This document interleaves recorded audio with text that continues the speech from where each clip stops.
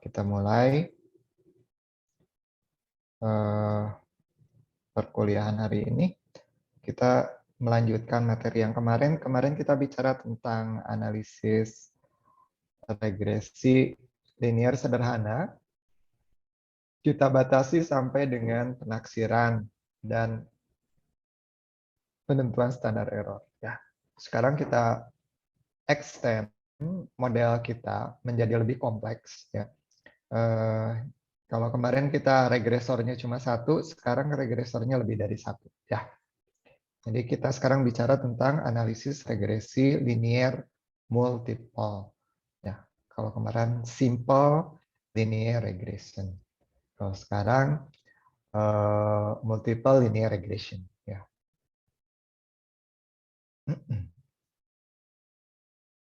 Ini yang kemarin modelnya. Ya. Untuk bisa melakukan inferensi, kemarin kita tambahkan asumsi ini. Asumsi normalitas. Ya.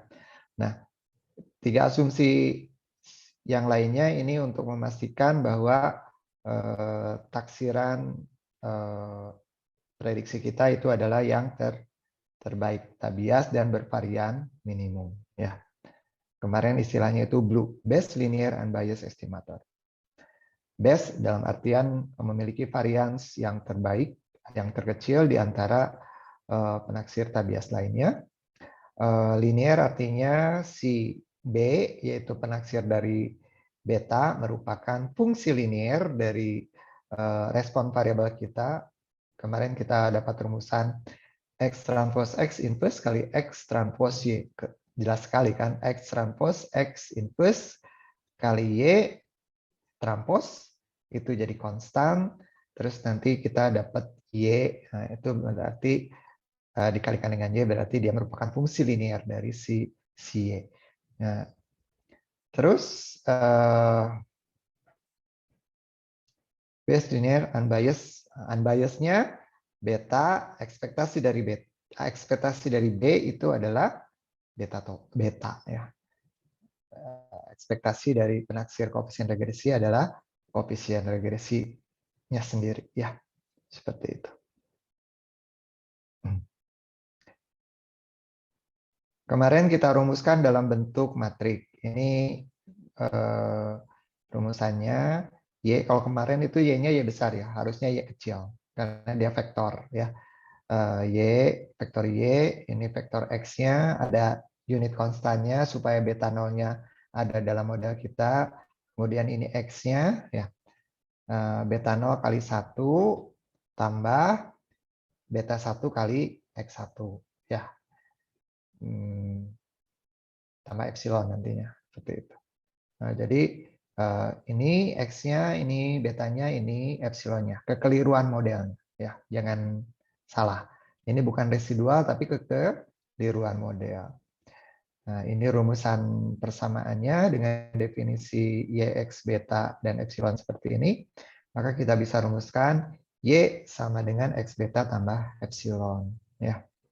Dengan asumsinya yang tadinya 4 kita ringkas jadi ini. Epsilon mengikuti distribusi normal multivariat, dimensinya N, rata-ratanya vektor 0, matrik kovariannya sigma kuadrat identitas. Kalau yang skalar tadi ditulisnya YI sama dengan beta 0 tambah beta 1 XI ditambah epsilon I. Terus di sininya epsilon I mengikuti epsilon I berdistribusi apa? Independen, identik, normal ya. Rata-ratanya 0, variannya sigma kuadrat. Nah, kalau dalam vektor dan matrik rumusannya jadi seperti ini ya. Kalau yang skalar tadi ada IID-nya. Independen, identik, distributed, normal, 0, sigma kuadrat ya, seperti itu. Nah, taksiran dari beta ya, ini model taksiran ya, bukan model taksiran. Ini model sampel ya. Model sampel itu Y sama dengan XB tambah ini bukan kekeliruan. Ini apa namanya? residual. Ya, ini residual atau sisaan. Nah, B-nya itu B0. Rumusannya ini kemarin kita sudah rumuskan. B sama dengan X transpose, X inverse, X transpose Y. Dengan covariance dari B itu sigma kuadrat dari X transpose, X inverse. Ya. Jadi catatan, kalau kita menggunakan skalar, masing-masing ada rumusannya. Untuk B0 ada rumusannya, untuk beta 1, untuk B1 ada rumusannya. Ya. Tapi kalau dengan matrik kita punya rumusannya satu.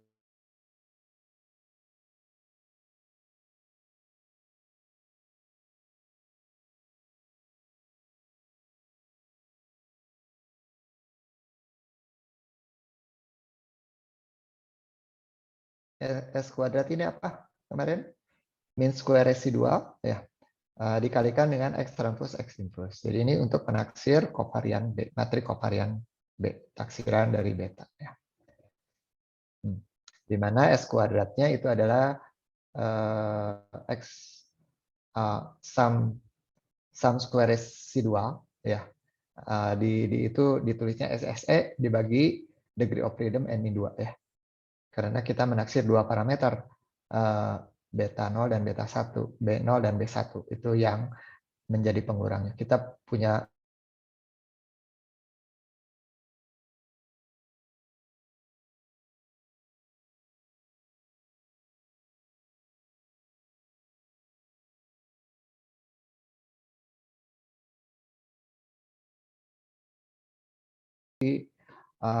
multiple. Kenapa tidak yang sederhana saja? Yang pertama, hubungan antar variabel itu tidak selalu linier, ya. Bisa saja kuadratik. Kalau kuadratik kan selain orde pertama harus ada orde kedua, ya. Itu. Mungkin juga kubik atau istilahnya polinomial, ya. Atau pokoknya secara umum dia bicaranya nonlinear. Maka kalau nonlinear tidak bisa tidak, kita tidak cukup hanya menggunakan satu si explanatory variabelnya itu tidak cukup satu, ya. Jadi variabelnya mungkin sama saja, misalkan tinggi badan, ya, untuk menentukan berat badan itu. Tapi tinggi badan tidak hanya di dalam modelnya beta 0 tambah beta 1 tinggi badan, tapi bisa juga beta 0 tambah beta 1 tinggi badan ditambah beta 2 tinggi badan kuadrat. Nah, bisa seperti itu, ya. Nah, jadi di situ si explanatory variabelnya adalah tinggi badan dan tinggi badan kuadrat. Walaupun sama-sama dia tinggi badan, tapi karena yang satu merupakan fungsi dari yang satunya lagi, maka itu dianggap sebagai variabel yang berbeda. Itu kalau dalam regresi, ya. Dua-duanya sama tinggi badan, tapi yang satu tinggi badan toh, yang satu lagi tinggi badan kuadrat, ya. Kita tetap menghitungnya sebagai dua. Kalau ada tinggi badan pangkat 3 berarti jadi 3, ya, explanatory variabelnya. Seperti itu. Itu untuk mengakomodasi ketidaklinearan, ya.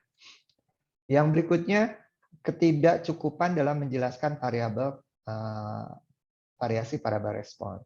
Untuk memperoleh suatu model prediksi yang bagus, ya, itu ada ketentuannya, ya.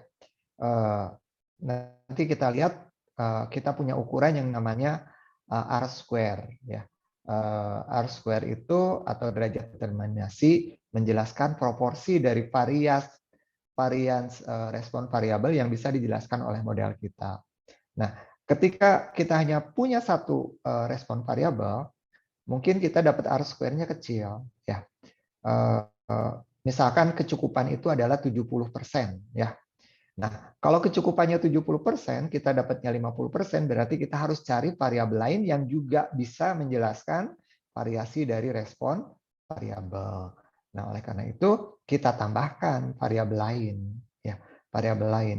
Ketika kita bicara tinggi berat badan, ternyata tinggi badan saja tidak cukup. Nah, kita tambahkan di situ lingkar perut, ya, lingkar perut sebagai penentu berat badan untuk memprediksi berat badan, ya.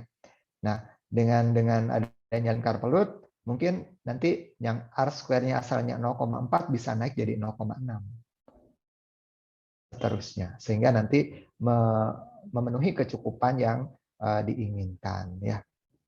Itu. Jadi bicaranya nanti kecocokan model, kebaikan, seberapa baik model kita memprediksi respon variabel kita, itu, ya. Itu landasannya. Yang non-linear pun sama, ketika kita gambarkan secara linear, ya, mungkin di situ R square-nya akan kecil, relatif lebih kecil dibanding dengan kita menggunakan yang non-linear, ya. Nah, selanjutnya lagi, kalau terkait dengan objektif deskriptif, ya, yang untuk konfirmatif, analisis konfirmatif, biasanya tuntutan dari model konseptual, ya. Jadi fenomena itu ketika kita jelaskan itu tidak cukup dengan satu variabel. Ketika kita bicara diare, ya, diare itu tidak cukup dijelaskan oleh kualitas air minum, tapi juga harus dijelaskan juga oleh ketersediaan fasilitas sanitasi yang baik, ya. Nah, kalau tidak ada fasilitas sanitasi yang baik, walaupun misalkan kualitas air bersihnya bagus, ya, tetap saja itu tidak mencukupi. Jadi nanti menurut kerangka berpikir, oh ternyata diare ini ditentukan oleh hygiene behavior, jadi perilaku higienisnya, dan fasilitas sanitasi fasilitinya.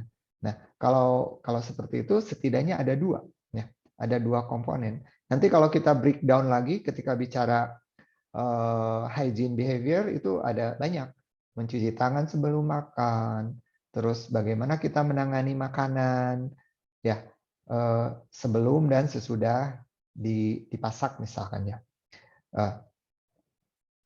Untuk yang tadi sanitation facility itu tidak hanya kualitas air bersih, tapi juga fasilitas sanitasinya, misalkan jamban, terus pembuangan air kotor, ya.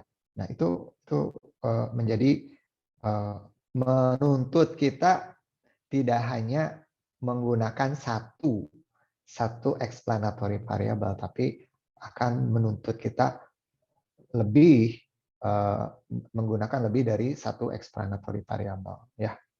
Jadi ini alasan-alasan kenapa kita menggunakan regresi multiple, ya. Oke. Jadi ini modelnya. Persamaannya asalnya hanya beta 1 X I. Nah, sekarang X-nya banyak, ya. Tidak saja hanya satu, tapi akan ada sebanyak K, ya. Jadi YI sama dengan beta 0, intercept-nya tetap ada, ditambah beta 1 X1I, ini koefisien regresi untuk explanatory variabel yang pertama. B2XI ini koefisien regresi untuk explanatory variabel yang kedua. Dan seterusnya beta KXKI. Ini koefisien regresi untuk regresor yang ke K. Ya. Jadi misalkan kita punya K buah regresor di sini. Nah, ini adalah komponen sistematiknya. Ya, ini komponen sistematiknya. Nah, ini adalah komponen acaknya, si epsilon, si kekeliruan model. Jadi selalu ada. Untuk kasus kita di sini si kekeliruan modelnya komponen acaknya cuma satu, si epsilon saja. Ini tidak berubah, ya, tetap epsilon. Asumsinya tidak berubah. Asumsi tetap ada di epsilon ini. Ekspektasi dari epsilon I sama dengan 0, varian dari epsilon I sama dengan sigma kuadrat, kovarian epsilon I, epsilon J sama dengan 0, epsilon I berasal dari distribusi normal. Asumsinya tidak berubah, hanya persamaan dari model regresinya saja yang berubah. Yang asalnya X-nya ada 1, sekarang ada KX-nya. Ya. Nah, dalam bentuk matrik, Y-nya tetap. Ya. X-nya berubah. Asalnya hanya 2 kolom, sekarang ada K plus 1 kolom. Betanya berubah. Asalnya hanya 2 baris, sekarang jadi K plus 1 baris. Ya. Kalau Y dan epsilonnya dia tetap dimensinya. Jadi penulisan matriknya mah sama ya. E sama dengan X beta tambah epsilon. Jadi tidak ada bedanya. Mau 1 X-nya, mau 100 X-nya, rumusan matriknya sama. Y sama dengan X beta tambah epsilon. Asumsinya sama. Sama persis.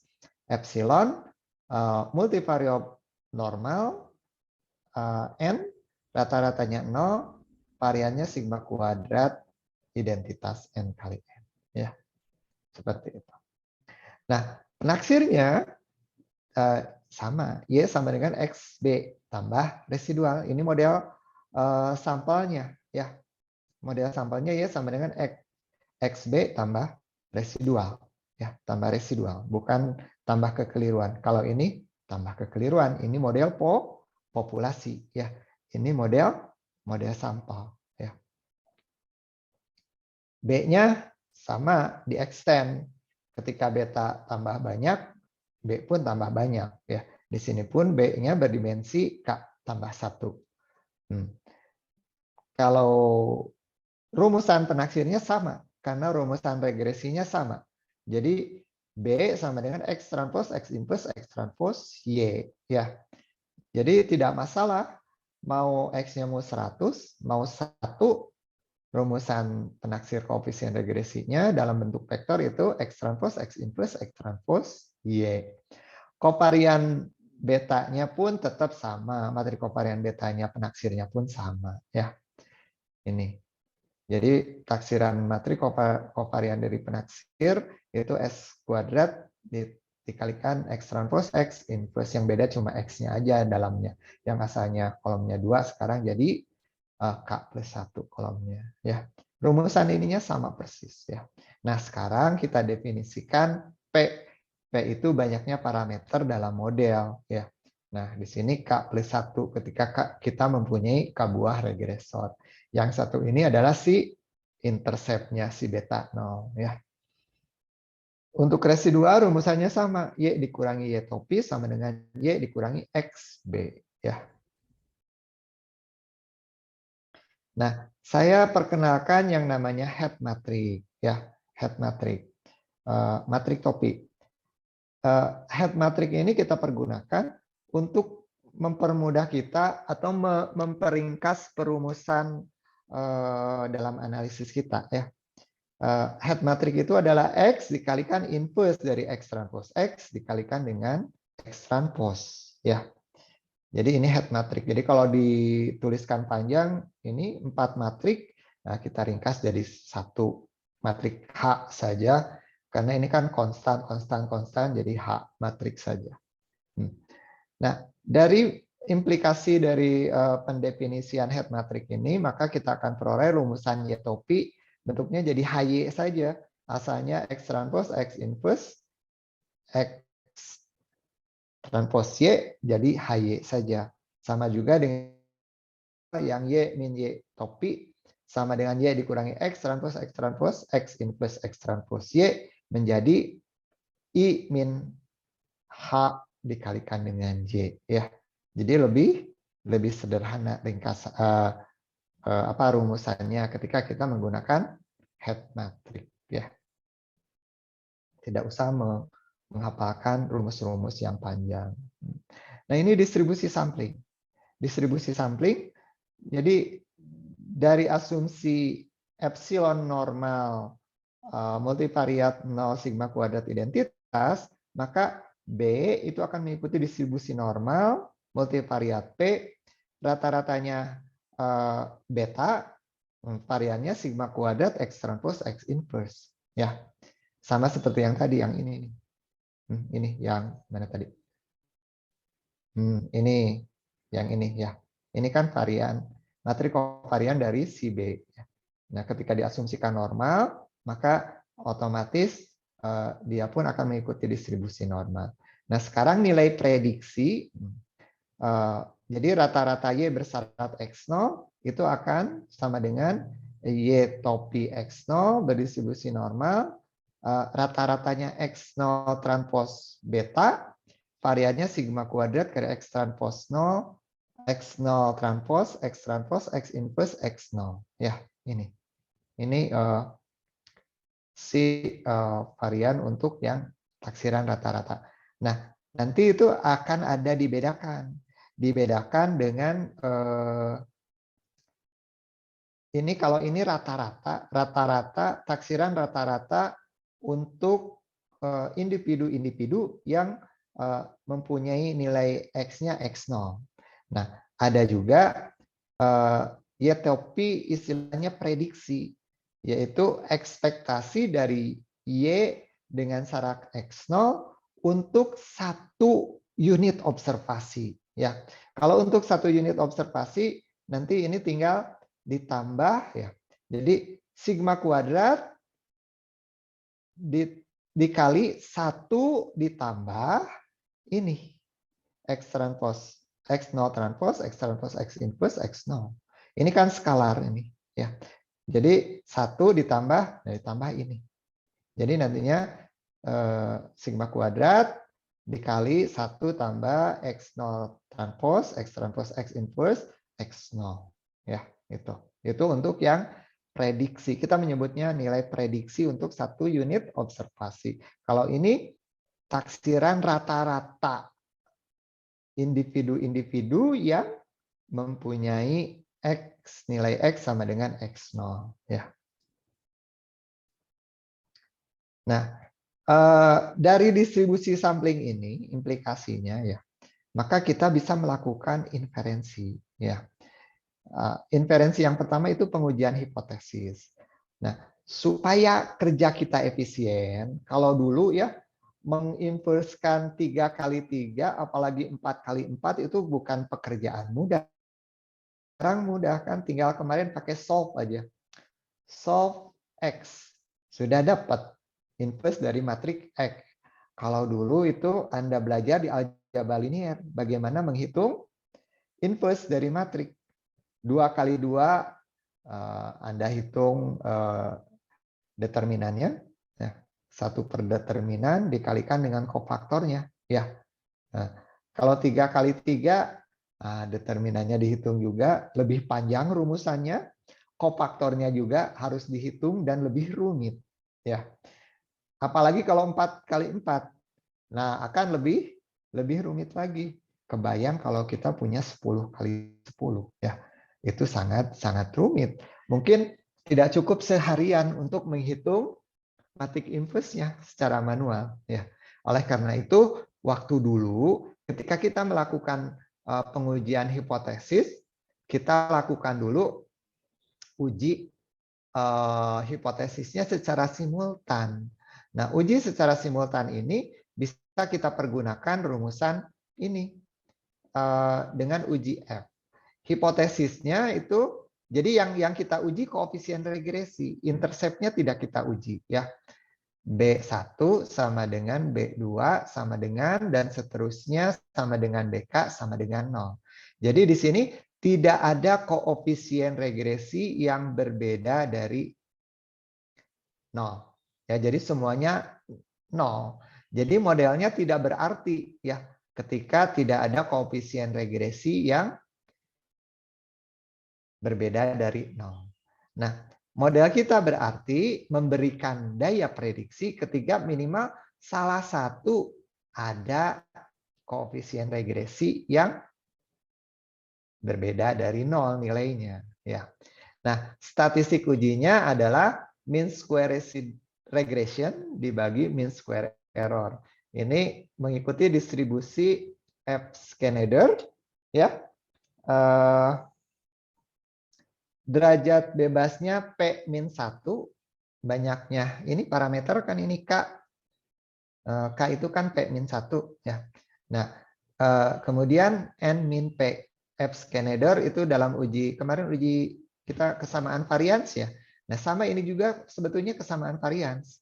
Ini varians yang terkait dengan model regresi, ini varian yang terkait dengan residualnya ya.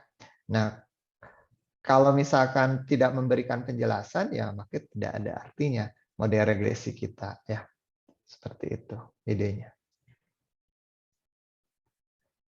Nah, ini mean square regression-nya. Jadi ada sum square regression. Ini rumusannya. Y transpose dikalikan H, H-nya head matrix, dikurangi 1 min N dikali J dikali Y. Ya. J-nya itu adalah matriks satuan. Ya. J-nya matriks satuan, N kali N. Jadi ini isinya satu semua kalau si J. Kalau I kan identitas. Mean square error itu kan E transpose E dibagi N min P ya. Sum square residual ya. Sum square residual. Ditulisnya SSE padahal ini bukan error tapi residual ya. Supaya tidak terbaik dengan regresi ini ya SSR. Jadi ini ditulisnya SSE. E-nya itu residual bukan error karena kita bicara sampel ya. Ini dibagi degree of freedom-nya N min P. Ya. Sum square residual itu Y transpose, identitas dikurangi head matrix dikalikan Y transpose. Ya. Dikalikan Y. Nah, jadi ini kita menyebutnya sebagai analisis varian. Ya. Jadi kita bisa totalkan semua ini, jadi jumlah ini dan ini akanlah kita sebut atau kita peroleh yang disebut sum square total. Sum square total itu rumusannya ini. Y transpose kali I dikurangi 1 per N Z kali Y. Ini pada dasarnya apa coba? Ini adalah rata-rata. Jadi Y itu Y dikurangi rata-ratanya. Ya. Y dikurangi rata-ratanya dijumlahkan. Kemudian dikuadratkan, kemudian dijumlahkan. Ya, itu. Sum square total. Seperti kita menghitung varian biasa. Ya. Menghitung varian biasa kan di atasnya itu sigma YI dikurangi Y garis. Nah ini pun sama. Sigma YI dikurangi Y garis dikuadratkan. Ya. Itu sum square total. Kalau sum square residual itu adalah Y dikurangi Y topi dikuadratkan. Kemudian dijumlahkan. Itu sum square residual. Ya. Kalau sum square regression itu adalah 1 dikurangi sum square total dikurangi sum square. Nah, menghitung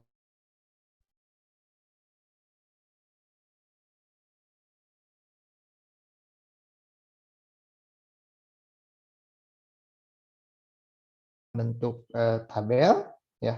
Jadinya seperti ini. Ini tabel apa? Tabel analisis varians ya. Karena ini kan bicara varian, variasi. Ini variasi yang bersumber dari regresi, ini variasi yang bersumber dari model regresi, yang ini variasi yang bersumber dari kekeliruan. Ya, kita rasiokan ini, dapatlah F-nya, derajat bebasnya N min P, P min 1 N min P. Ya. Nah, untuk mengecek perhitungan kita betul salah, jumlahkan ini. Kalau ininya sama dengan jumlah ini, berarti dia oke. Ya, seperti itu. Kriteria ujinya, jika kita menggunakan taraf signifikan alfa, tolak H0 jika F yang kita hitung, ini rasio dari MSR dan MSE itu dia lebih besar atau sama dengan F kuantil ke 1 min alfa dari F P min 1 N min P. Ya. Dibacanya ini kuantil ke 1 min alfa. Ya. Masih ingat gambarnya seperti apa? Kuantil ke 1 min alfa. Berarti alfanya ada di sebelah kanan. Nah, sisanya yang 1 min alfanya di sebelah kiri. Anda buat kurva distribusinya, ya. Kurva distribusi alfanya di sebelah kanan, 1 min alfa sebelah kiri. Maka nilai F yang terkait dengan 1 min alfa tersebut, itulah yang F1 min alfa. Ya. Jadi distribusi peluang kumulatif larinya, F1 min alfa. Ya. Definisi dari kuantil. Oke, nah jika pengujian secara simultan itu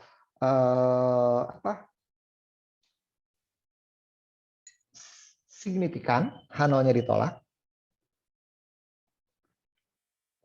maka analisis kita lanjutkan dengan pengujian secara individual. Parameternya kita uji satu-satu ya.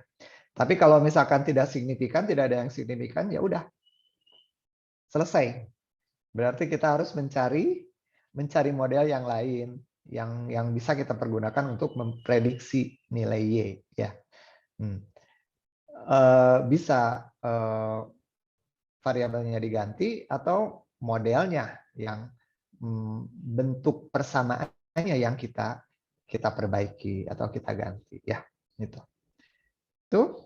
Nah, kalau signifikan lanjutkan dengan pengujian hipotesis secara individual ya. Nah, seperti Anda ketahui kalau kita melakukan uji parameter, satu parameter itu bisa ujinya satu arah atau dua arah ya. Yang satu arah itu ada pihak kiri, ada pihak kanan ya. Pihak kiri, pihak kanannya lihatnya dari hipotesis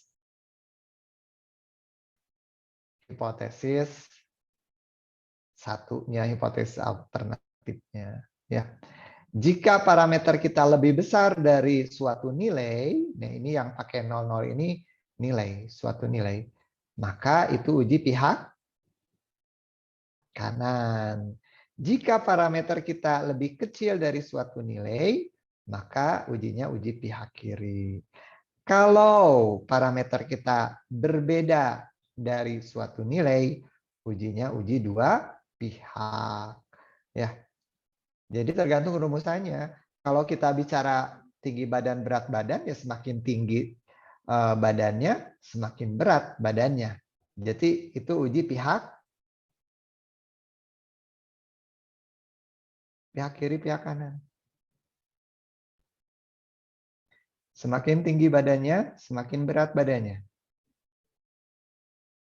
Itu pihak kiri, pihak kanan pengujiannya. Halo? Pihak kanan bukan, Pak? Lebih Ya, besar dari satunya. karena hubungannya sejalan. Yang ketika tinggi badan naik, berat badan pun naik. Nah, kalau sejalan berarti positif. Berarti BJ lebih besar dari BJ 0. Dalam hal ini bisa sama dengan 0 ya, BJ 0-nya. Jadi BJ lebih besar dari 0 karena hubungannya positif ya, uji pihak kanan ya. Jadi kalau kita tidak punya informasi sama sekali tentang arah hubungan, baru kita apakah negatif atau positif ya, maka baru kita pergunakan uji dua pihak ya. Selama kita mempunyai informasi tentang naik turun, yang satu naik, yang satu naik, yang satu naik, yang satu turun, nah, maka kita pergunakan pihak kiri atau pihak kanan ya. Itu patokannya. Kenapa demikian? Di teori statistik nanti kalian akan belajar bahwa uji satu arah itu mempunyai kuasa uji yang lebih besar dibandingkan uji dua arah. Kita tahu bahwa kebaikan dari pengujian itu ada dua, ya, terkait dengan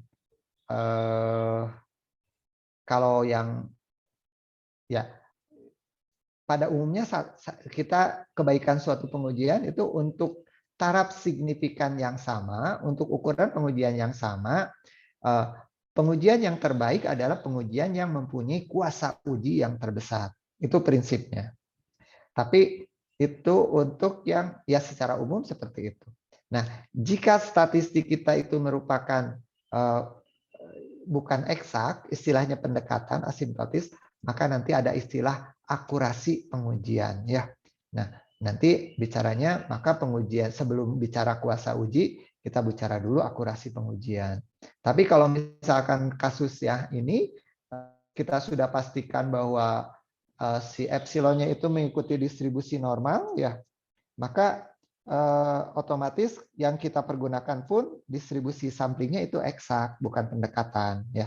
Kalau eksak berarti ya sudah kita tinggal memperhatikan tadi kuasa ujinya saja ya. Tapi kalau dia pendekatan kita harus menentukan uji mana yang terbaik di antara yang paling akurat di antara uji-uji yang tersedia. Biasanya seperti itu ya.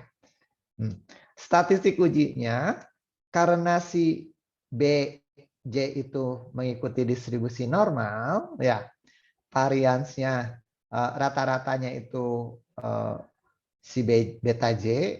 Nah, variansnya itu adalah standar error dari BJ itu bisa kita hitung sebagai S dikali akar CII. CII ini adalah elemen bukan I ya, ini J ya.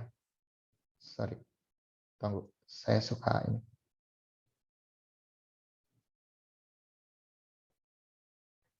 Ini harusnya J, bukan I ya, diganti J. Jadi si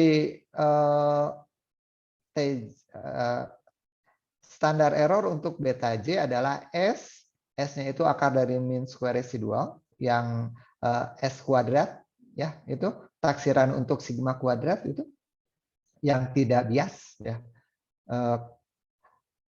Kalau penaksir biasnya kan sama seperti kita bicara tentang penaksir bias untuk sigma kuadrat untuk satu populasi, ya. Itu adalah sigma topi yang sama dengan sigma YI dikurangi Y bar dikuadratkan dibagi N. Itu kan penaksir biasnya. Yang tak biasnya N-nya dikurangi 1. Kalau untuk regresi supaya tak bias N-nya dikurangi P, ya, pembaginya. Nah, sekarang yang CII itu adalah elemen jadi bukan CII tapi CJJ, ya. CJJ itu adalah elemen kolom ke J, baris ke J dari X transpose X inverse, ya, itu si CJJ-nya.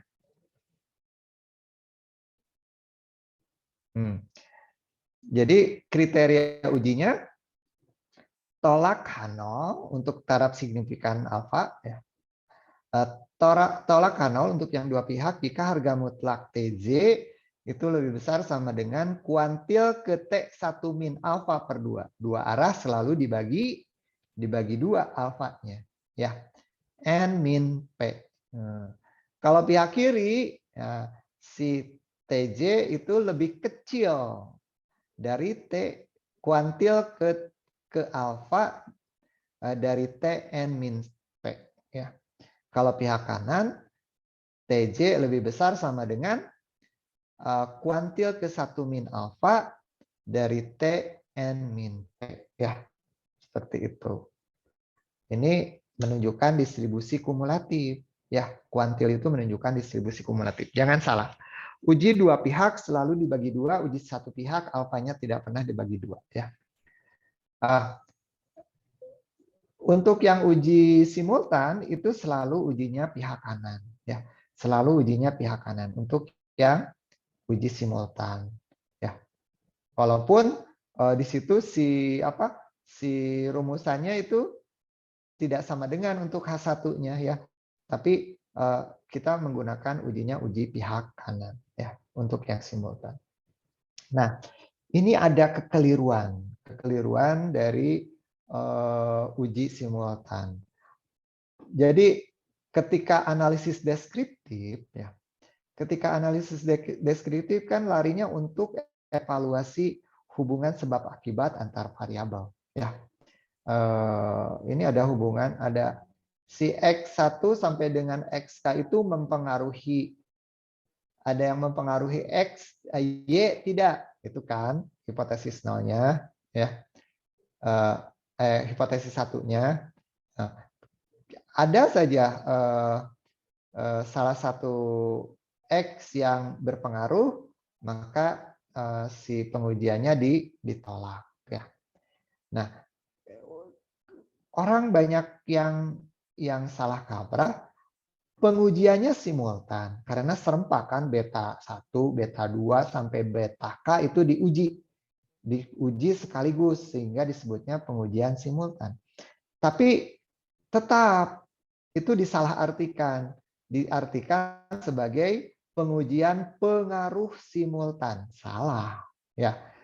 Pengaruh itu nanti kalian belajar di ekonometrik tidak pernah bicara satu dengan banyak variabel, tidak pernah, ya. Tapi harus satu dengan satu, ya. Jadi kalau ada yang bicara pengaruh simultan, itu Anda harus tahu bahwa itu tidak betul, ya. Tidak betul berdasarkan definisi dari sebab akibat, ya. Sebab akibat di antara dua variabel, ya. Itu tidak betul, tidak ada pengaruh simultan. Ada juga pengaruh dari X terhadap Y, Z terhadap Y. Nah, seperti itu. Tidak pernah ada pengaruh X dan Z terhadap Y. Tidak ada pengaruh X dan Z terhadap Y. Tidak. Ya.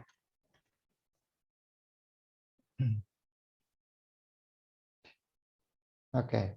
Jadi itu. Ya. Jangan sampai Anda melakukan kesalahan seperti itu. Lanjutkan.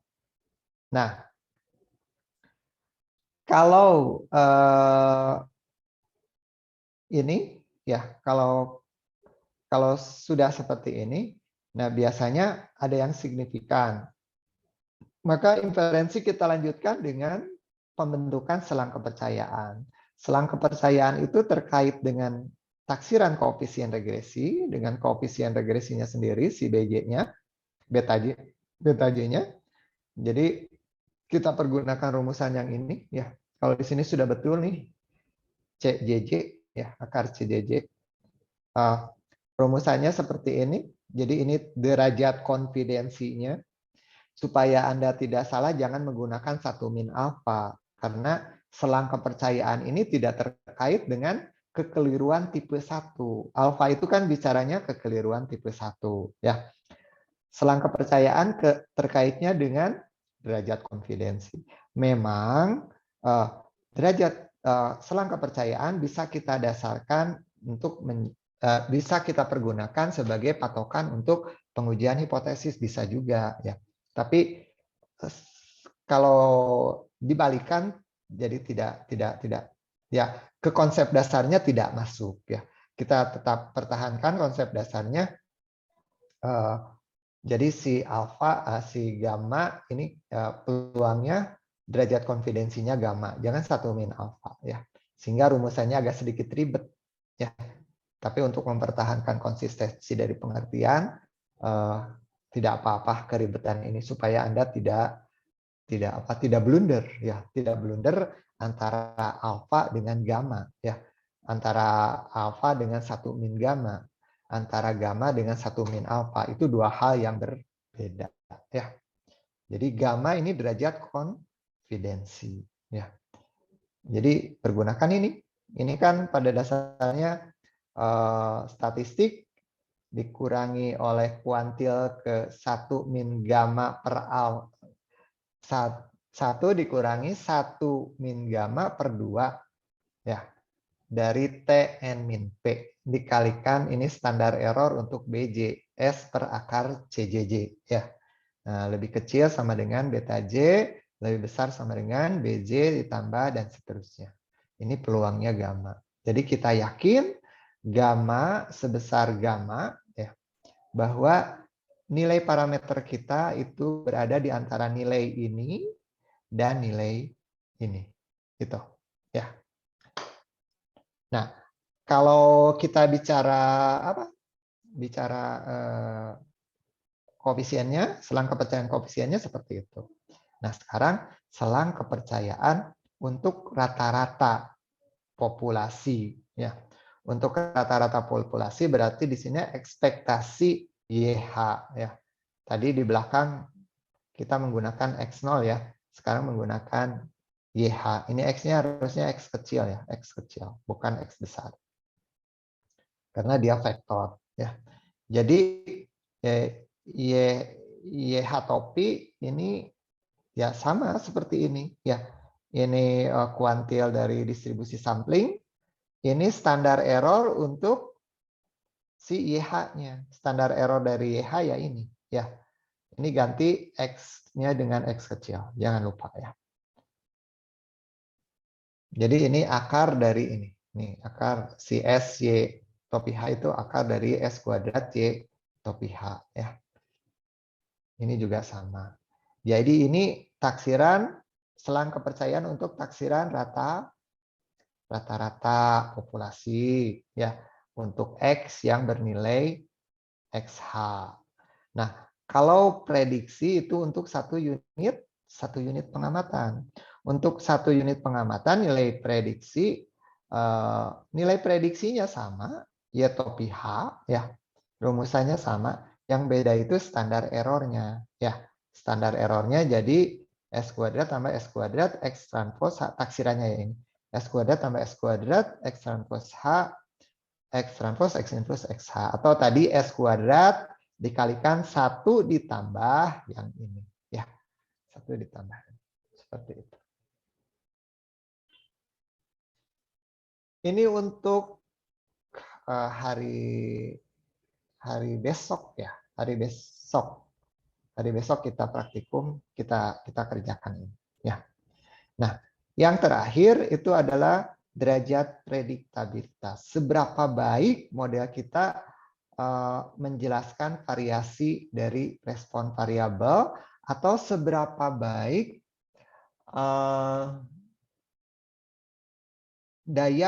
seberapa besar daya prediksi dari model kita. Ya. Ada 2 ukuran yang kita pergunakan. Ada kita menggunakan ini. Kalau ini proporsi varian respon variabel yang dapat dijelaskan oleh model regresi kita, ya, yaitu 1 dikurangi sum square error dibagi sum square total, ya. Ini rumusannya. Sum square regression dibagi sum square total. Ini 1 dikurangi sum square error dibagi sum square total, ya, ini. Nah, kalau kita ingin memperbandingkan antara satu model dengan model lainnya, di mana jumlah, jadi datanya sama, ya, tapi jumlah banyak regresornya berbeda. Kita kan misalkan ingin membuang satu regresor, otomatis kan degree of pyridem-nya itu berbeda antara yang dengan si regresor yang dibuang dengan yang regresornya tidak dibuang, ya. Apalagi kalau banyak, nanti pembaginya kan bisa berbeda jauh, kecuali ukuran sampelnya besar sekali, biasanya tidak terpengaruh, ya. Nah, oleh karena itu ada yang disebut dengan R-square adjusted, ya. Kalau R-square adjusted yang dipergunakan bukan sum square-nya, tapi mean square-nya. Mean square residual, ini sum square residual dibagi mean square total, ya. Jadi 1 mean square residual dibagi mean square total. Jadi nilai R-square ini, kalau R-square nilainya akan selalu di antara 0 dan 1 nilainya. Tapi kalau yang adjusted R-square, nilainya ini bisa kurang dari 0, bisa lebih dari 1. Ya, yang ini. Bisa kurang dari 0, bisa lebih dari 1. Yang ini. Untuk melihat berapa besar proporsi varians yang dijelaskan oleh model, pakailah R-square. Untuk memperbandingkan mana yang lebih baik daya prediksinya dengan mempertimbangkan banyak regresor dalam model, pergunakanlah adjusted R-square. Ya, itu. Oke, sampai sini. Silakan. Ada pertanyaan?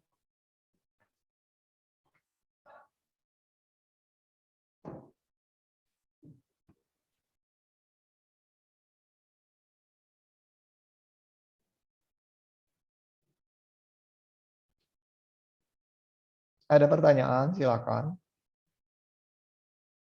Kita belum masuk ke analisis ya. Nanti besok kita masuk ke analisis. Kita pergunakan data yang tinggi badan kemarin ya. Kita pergunakan rumus-rumus yang kemarin, yang tadi, yang sekarang.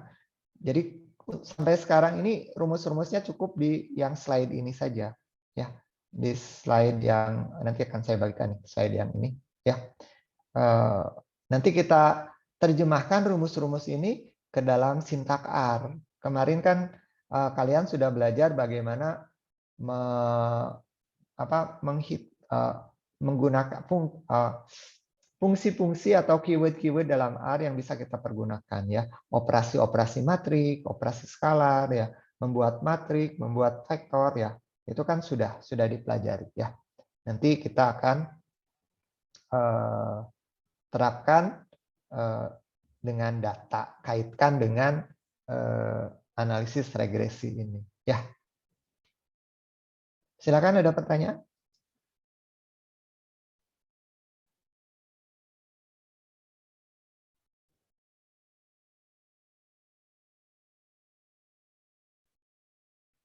Tidak ada pertanyaan?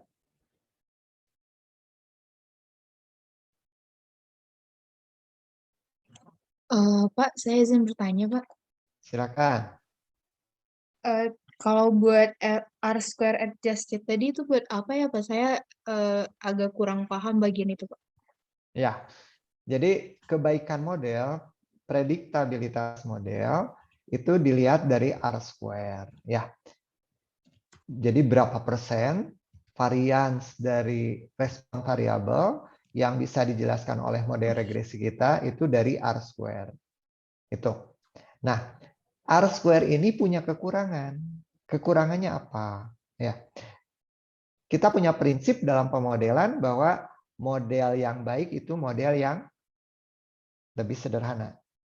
Model yang lebih baik adalah model yang lebih sederhana.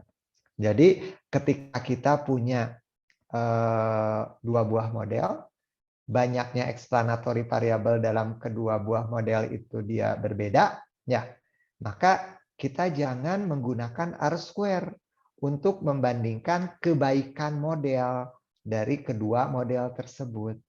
Ya, mana yang lebih baik nih ketika kita akan memilih? Apakah yang A dengan 10 explanatory variable atau model B yang hanya 6 explanatory variable? Kalau menggunakan R square, yang 10 akan selalu lebih baik. Tapi kalau menggunakan adjusted R square, mungkin yang 6 itu lebih baik daripada yang 10. Bisa seperti itu. Makanya ketika kita memperbandingkan kebaikan antar dua model, jangan menggunakan R square, tapi pergunakan yang adjusted R square. Ya, itu. Jadi kapan menggunakannya? Ketika memperbandingkan dua buah model, ya, yang banyaknya respon variabelnya berbeda, pergunakanlah adjusted R square, ya. Tapi kalau untuk melihat kebaikan modelnya sendiri tanpa diperbandingkan, melihat daya prediksi dari suatu model, pergunakanlah R square. Karena itu menunjukkan apa? Proporsi varian respon variabel yang dijelaskan oleh model regresi. Ya, kalau adjusted R square tidak bisa diartikan sebagai proporsi varians respon variabel yang dijelaskan oleh model, karena nilainya bisa lebih kecil dari 0 dan lebih besar dari 1. Kalau R square selalu akan antara 0 dan 1. Ya, dari 0 sampai 1. Seperti itu. Gimana Mutiara? Udah dapat ininya, Pak, inti dari penggunaan. Oke, sip. Terima kasih, Pak. Ya. Yang lain silakan, ada pertanyaan? Bapak, saya izin bertanya, Pak. Silakan Areta. Kan tadi tuh ada ini ya, Pak, yang pengujian simultan. Nah, terus di bagian statistik ujian SSR-nya tuh ada rumus Y transpose dikali H-1/6 J pangkat Y kan, Pak. Nah, J-nya tuh itu merepresentasikan apa ya, Pak? SSR ini. J ini adalah matriks satuan nih yang ini. Belum saya share ya. Kelihatan nggak? Belum di-share, Pak. Ya. Share. Jadi si J itu ini matriks satuan ukurannya N kali 1. Kalau vektor satuan kan itu satu vektor yang isinya satu semua. Nah, kalau ini matriks satuan. Jadi elemen dari matriks tersebut nilainya semuanya satu. Tidak ada nilai lain. Semuanya satu. Itu si J. Kalau matriks identitas, diagonal utamanya yang satu, off diagonalnya 0. Ya, itu bedanya. Oke? Oke, Pak. Makasih, Pak. Ya. Ada lagi pertanyaan? Silakan.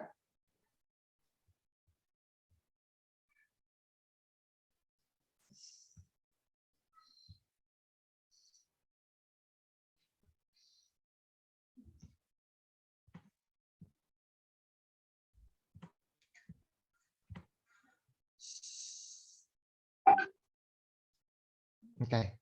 Kalau tidak ada pertanyaan, saya cukupkan sampai di sini ya perkuliahan hari ini.